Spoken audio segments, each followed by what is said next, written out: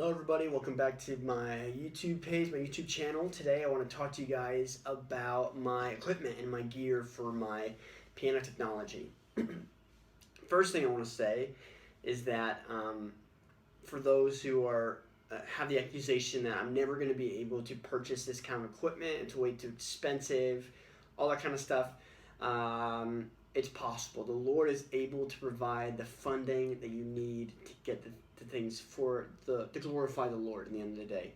So I waited approximately 4 to 5 years until I got this equipment. I started wanting to get stuff like this in my senior year of high school, and I didn't get it until my senior year of IHOP U, which is the university that I went to.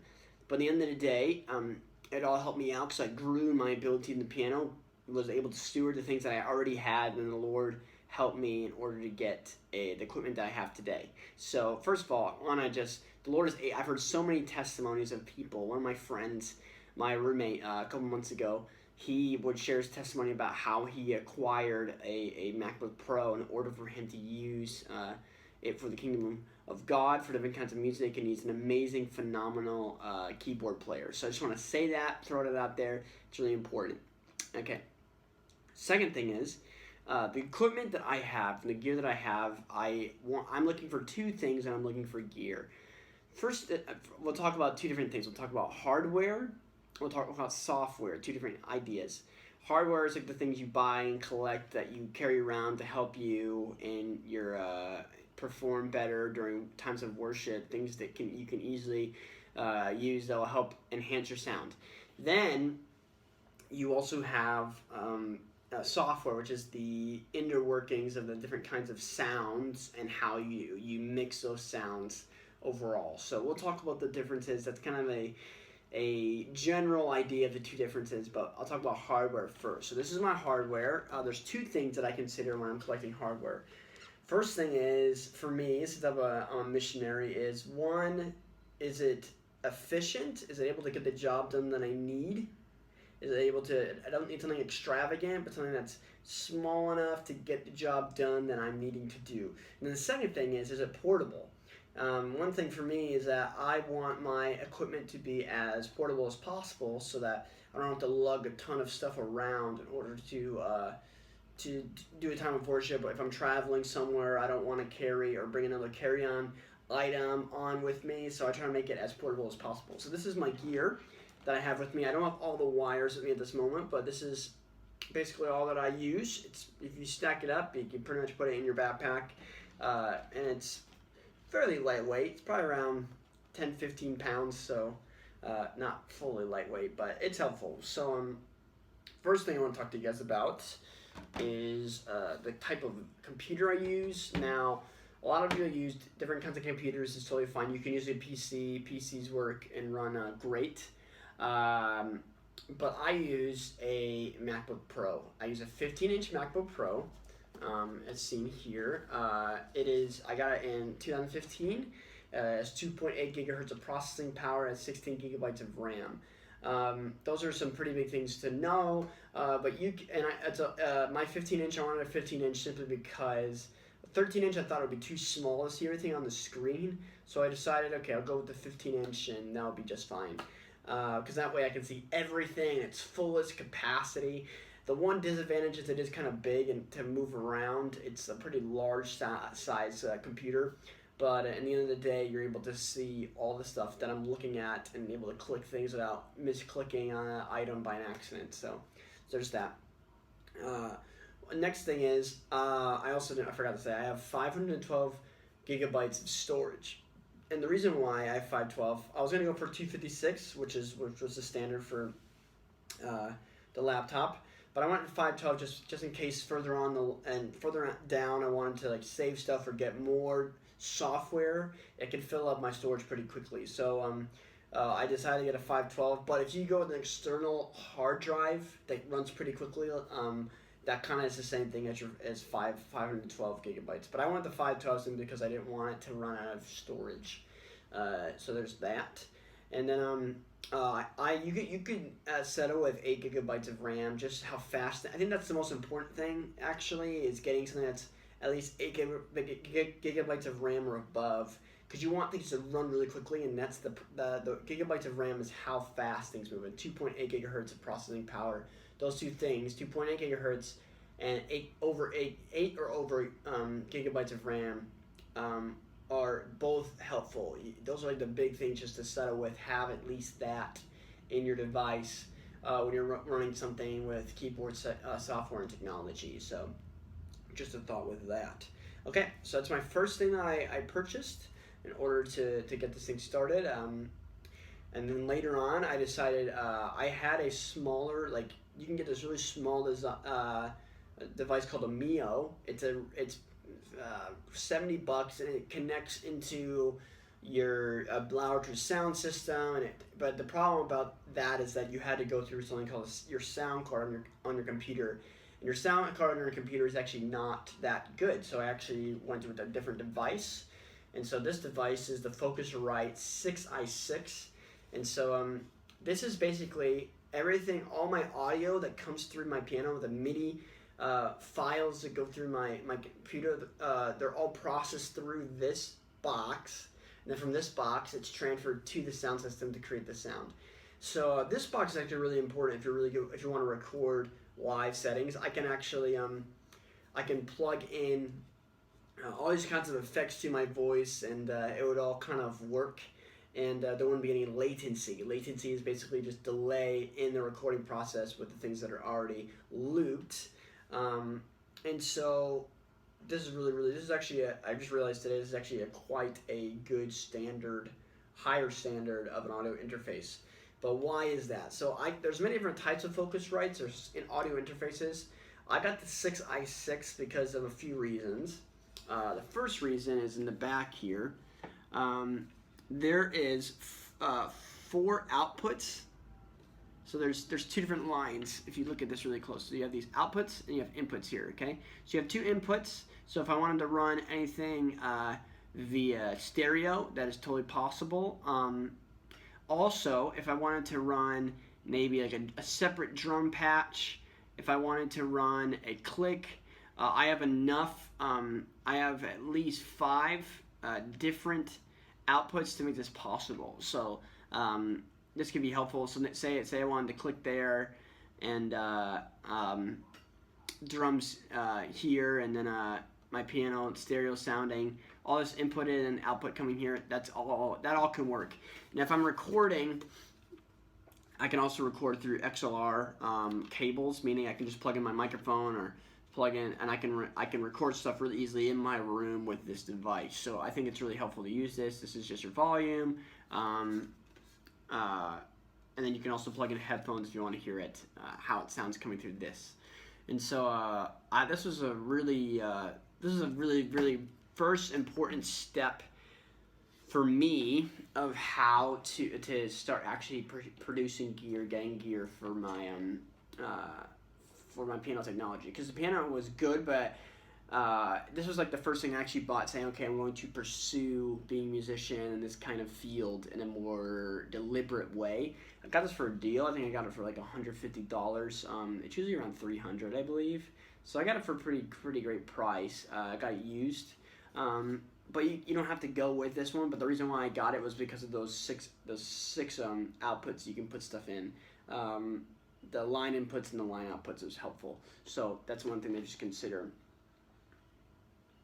And then the last thing I got before I came to Hong Kong to be a missionary is the Akai Professional MPK 25 MIDI. So what you see here is basically a MIDI controller. So a MIDI controller is it takes all the sounds that comes out of my computer, and I can control the volumes, I can do different kinds of things. I can control it by not clicking on the computer. It could take too long, so I can just move a little knob and it does it for me.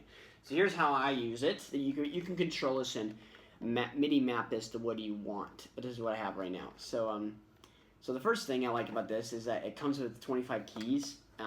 This is helpful for me because as a missionary, say I want to practice in my room but I don't have a piano, I can take these 25 keys and play. I've played this in the airport. I played this I remember I played this in Tokyo, the Narita airport, and it was great. I loved it. As I was waiting for my flight, I busted this whole thing out, and it was awesome. So I have 8 assignable knobs here in the top here, and so I can assign what sounds I want and the volume of each one through these knobs. So what I do is, if I go to this, like, let's say I go to this bank, this knob right here. For me, if I turn this up, this is my synth knob. So if I turn this synth knob up, the volume goes up. If I turn this up, my piano goes up. So I assign them different ways. They don't have to be this way, but I assign them. And I remember which ones they are, so that, oh, okay, that's that sound. I want this to turn this one up and this one down. And I can have multiple sounds turn on at the same time and volume-wise doing that. And so, and then this on the top, you can make this, these are assignable pads. They can do several things. You can assign them to whatever you want. But what I do is, when I have a drum track going on, I assign these pads. So this would be like kick, snare, hi-hat, tambourine, cymbal. So I have all these different kind of sounds that I can go with. So I can, like, produce these different kinds of sounds that come. If I want to produce my own drum loop, I use this in an easier way instead of clicking different pianos and getting confused and stuff like that. Then I have this thing on the top. This is a pitch bend and a modulation wheel at the same time. So the positive thing about that is it's tiny, whereas like normally a modulation wheel would cover this entire section right here. It's tiny, so it's easier and more portable to bring wherever you want to go. The problem about this is that it goes right back to where it was before. If you want to use a modulation wheel, it's not going to stay there. It's going to just revert back to where it was before. You probably can change it, but you have to assign that and function that, which I've not known how to do yet. You also have up here your octaves. So if I'm playing this thing, I can just do octave up, octave down. Octave up, octave down, and it will flash. This means that it's doing that, and that's most of the stuff that I use right now. You also have sustain pedal, and you use that as a sustain jack right there. So if you ever want to like have something that's not just no sustain, you can just use this. Also, you don't have to just use this as well. I can plug this in and just use the top part, and then leave this part and just don't even touch it and just play the keyboard that I'm using, and that's totally fine. That will work too. I just picked this one because it had like everything that I wanted in one little box. Like, it's really thin, which I really liked. I can put it right in my backpack, and I love that it was really lightweight too. So there's several things I enjoyed about this. Akai Professional MIDI. This was $100, and the Focusrite is around $150.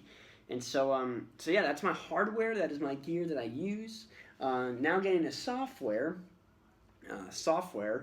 What I use for right now is I use 2 software interfaces, I guess. I use, first of all, my DAW, my database audio workstation. I think that's what the initial is for that, is Ableton Live Standard. Okay, there's 3 versions of Ableton Live 9, which is what I have. There's Ableton Live, the light version, Ableton Live Standard, Ableton Live Suite. Ableton Live Lite is around $90, I believe. Ableton Standard's around $200. I'm trying to remember. And then the Suite is more expensive. I don't recommend getting the light version because you can only have 8 different sounds on the light version, whereas for the Standard and for Suite you can get unlimited amount. And so I purchased the Standard version simply because most of my sounds actually I do not use from Ableton. I use around 10% of all my sounds come from Ableton. So it's just the place that everything is housed. So you build a house and there are people that live in the house, but the actual building, basically, all the foundation and the walls and the shelter, that is what Ableton Live 9 does. It houses all the stuff that I use, and it's for that reason. So I got that. I got it for one of my final classes in iHelpU to be able to get trained on it, and so that's why I did that. It's a great device. You can also use Fruity Loops or Cubase. But I prefer Ableton Live simply because I've used that one. I've used Logic. Logic is great, but Logic is not good for a live context, and I love that Ableton Live uses things for live context, and it's very easy and it's simple. It's one of the few DAWs that actually can do that well. It does live and session, session is like the studio recording. It switches back and forth, which is kind of great. And then my VST, or my plugin that I use for my software, is something called Massive Synth. So Massive Synth is a plugin. It's kind of like the people who live in the house. So it lives inside the DAW.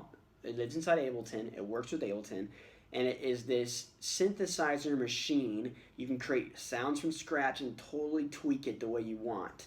And so what I do is probably around 90% of all my sounds come from this. And so I think it's a great device. It's a great way for synthesizer sounding stuff. More leads and bass sounding or electronica music, very much more for that. So if you are really into that kind of stuff, you want to get started with that kind of stuff, I would highly recommend Massive. Massive does work for synth pad sounding. If you want to get a good synth pad sound, it does work for that. It's going to be a little harder for you to get that sound, but you can definitely get it very well. One thing about Massive is that doesn't create these organic string sounding or organ sounding sounds. They sound very artificial. It sounds very synthetic, which is why it's a synth sound, so that's not what it aims to produce. Should just be in mind of that. And then it doesn't really produce very good piano sounds. And neither does Ableton. Ableton does produce a somewhat good piano sound, but if you're like a classical pianist, you're gonna have to get your own plugin for that, which is something that I'm looking at getting, but I haven't gotten yet. So yeah, that is basically my gear for right now. If you have any questions, you can totally let me know. I also have this on my website, so you can check out my website, check out my webpage, and all my stuff is written down there. But if you have any questions, you can totally ask me through the comment section here on YouTube, or you can just ask questions also on my webpage. There you can ask questions. You can write stuff on my page about things, how to contact me, and stuff like that. So yeah, you can also check out future videos on YouTube on this channel. You can also go to my website. You can go to Instagram and Twitter to see what I am doing, and Facebook as well. So that's it for today. I hope you guys are encouraged. I hope you guys are blessed. I appreciate that, and I look forward to seeing you guys next time. See ya.